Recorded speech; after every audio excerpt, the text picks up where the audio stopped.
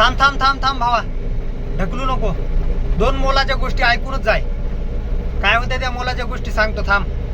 विषय काय माहितीये का, यावर्षी शेतकऱ्याला माल झाला नाही हा, आणि त्याच्यात परत नवीन नवीन कार्यकर्ते माझ्यासारखे लय असं गांडीतला असा किडा असा वळ वळ वळ वळ करणारे फायनान्सवर गाड्या घेणारे. आता माझी गाडी तर घेऊन झाली 3 वर्ष माझ्या लाडवला.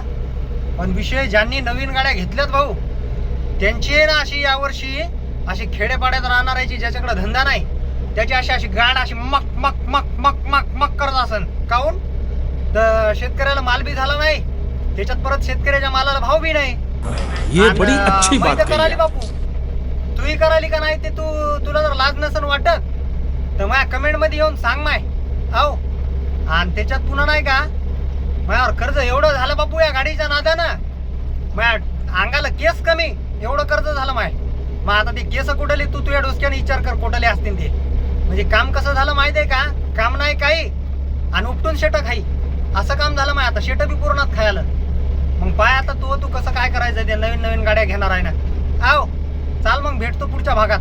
हा, नवीन ब्लॉग घेऊन येतो माय. आव